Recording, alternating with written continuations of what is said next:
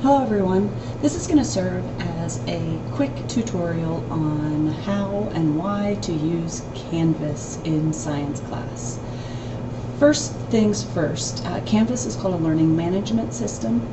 The purpose of a learning management system is to house all of a student's work. This is going to be different from our student information system, which is PowerSchool. PowerSchool is meant to hold all of your information, things like contact information and grades. Canvas is where all the stuff is, the meat of the class. So parents and students can have access to Canvas. Students will have their individual login that they can use. You can access Canvas from anywhere you have the web. At school, you can access Canvas through your managed bookmarks here. You can also access it, I believe there's a desktop icon, and you can access it from the KPBSD website. Parents will have access to Canvas as long as the teacher who owns the class has provided a public link. In science class, you will have a public link. The only difference between student and parent access is that students can interact with the material in Canvas. They can submit assignments and such, whereas parents will only be able to view the work. So let's get started. Oftentimes when you log in, you should see your dashboard. Your dashboard is different than mine because mine has what classes I'm in charge of or enrolled in. Yours will be your classes. If you don't see your class on your dashboard, what you're going to want to do is go over here to Courses and click All Courses. And when you do that, you'll see a long list. Mine's really long, past courses and such. But what we really care about is that the classes that you want on your dashboard need to have this little star clicked. So if I click here, it unclicks it, that takes it off of my dashboard. So I want all my main classes to be on my dashboard, so I'll click the stars there.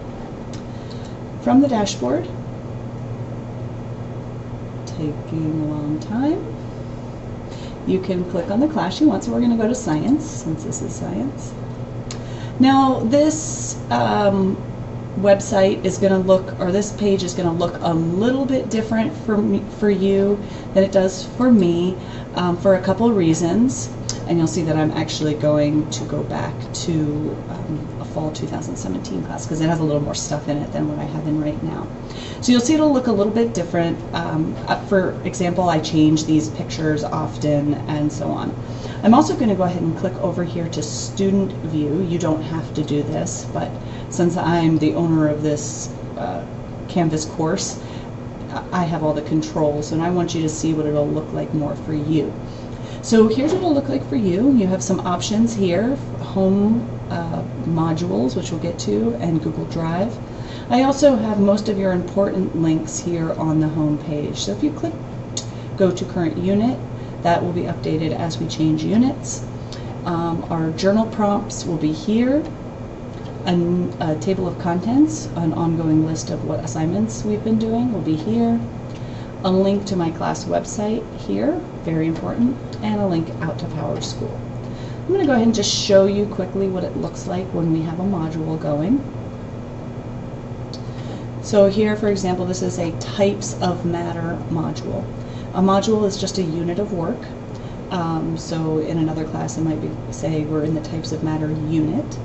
I call it a module just because that's what Canvas calls it. Here you'll see a list of all the assignments that are required for this unit. So I have some information down here as far as the labs that we'll be doing and projects. Here are journal prompts or science logs that we have done that for that quarter. So when your students say you're absent and you want to access any work that you've been doing, just go ahead and get that through your module. Even in class, we'll be working through this platform often. I'm going to go back to home here and just show you a couple other things. Over here, while we're working, what you'll see is, you notice how it says coming up. You have a lot of information that is going to be over here, including upcoming assignments and due dates. things that have just been recently graded. It'll say something like recent feedback and additional information. So it's a great planning tool for you as a student. Finally, in Canvas, there is a calendar option, and I'm not sure that this will be, it doesn't have anything in it right now because this is a current calendar. But when I put an assignment in, it'll show up in the calendar as far as the due date. So if we had an assignment due today, August 9th, you would have, it'll say, science assignment due today. And so you can also use that as a planning tool.